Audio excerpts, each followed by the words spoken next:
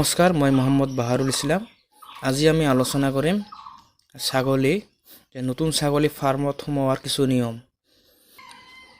যেতিয়া নতুন ছাগলী বজাৰৰ পৰা বা কোনো ফাৰ্মৰ পৰা আপুনি কিনে বা আনে, তেতিয়া কিছু নিয়ম অৱলম্বন কৰিব লাগে, নহ'লে ছাগলীজনীৰ মৃত্যু হ'ব পাৰে।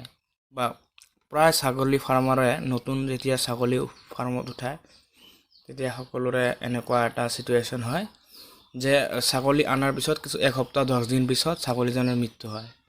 কিয় হয় আমি আজি আলোচনা কৰিম। যেতিয়া এটা ছাগলীক ফাৰ্মত অনা হয়, তেতিয়া কি হয়, এই ছাগলীজন হয়তো কোনোবা যদি বজাৰৰ পৰা আমি কিনি আনো, ছাগলীজন বজাৰত অহাৰ আগত যি মালিকে বজাৰত আনিছিল, সেই মালিকৰ ধৰি লোৱা হয় যে 15-20 কিলোমিটাৰ দূৰৰ পৰা জাৰ্ণিত আহিছে, এটা হয় গাড়ীত আহিছে বা খোজকাঢ়ি আনিছে, যি হওক জাৰ্ণি হৈছে। এটা জাৰ্ণি হোৱাৰ ফলত কি হয়, মানে নিজৰ বডিত কিবা এটা ডেফিচিয়েঞ্চি হয়।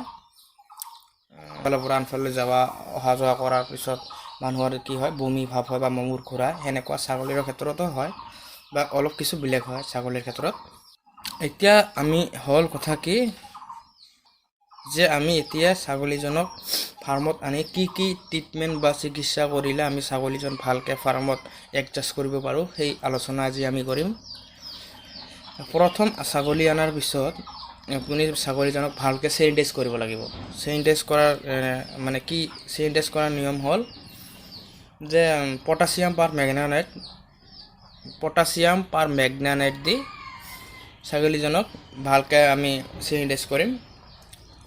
100 ml পানীত 1 চিমটি দি আমি হাত ভৰি মুখ ভালকৈ ধুই দিম আৰু 1 ঘণ্টাৰ পিছত ছাগলীজনীক আমি কিছু খাদ্য ব্যৱহাৰ কৰিম।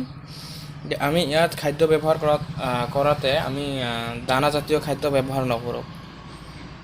দানাজাতীয় খাদ্য ব্যৱহাৰ কৰিলে হয় কি যে তাৰ হয়তো হজমৰ কিছু অসুবিধা হ'ব পাৰে আৰু পিছত পাতলা পায়খানা হোৱাৰ চান্স থাকে। সেইকাৰণে আমি দানা খাৱাৰ ব্যৱহাৰ নকৰি ছাগলীজনীক আমি ফাৰ্ষ্ট পানী খাবলৈ দিম। পানী খোৱাৰ নিয়ম, ছাগলীজন ফাৰ্মত অনাৰ পিছত 1 ঘণ্টাৰ পিছত গৰম পানী ঠাণ্ডা কৰি খাবলৈ দিম। পানীৰ লগত মিহলাই দিম আমি লেকটিন পাউডাৰ আৰু হিমালয়া বাতিছে।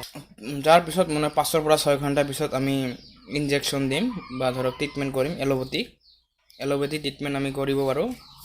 এলোপেথিক ট্ৰিটমেণ্ট প্ৰথম আমি দিম এনিষ্টামাইন, আৰু 2 নম্বৰ হ'ল মেলোনেক্স, 3 নম্বৰ হ'ল কনচিপ্লেক্স, আৰু অৰাল হিচাপে আমি খুৱাব পাৰোঁ লিকুইড মেডিচিন যেনে ব্লটন আৰু ধৰক ভিটাকাইট লিফ, যিকোনো এটা আমি খুৱাব পাৰোঁ।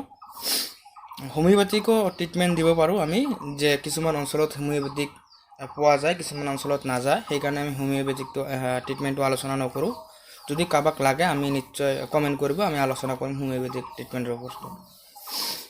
আৰু আমি মিক্স ৱেল এটা দিব পাৰোঁ। সেই মিক্স ৱেলটো কিনাতে পোৱা নাযায়, আমি নিজে তৈয়াৰ কৰা মিক্স ৱেল।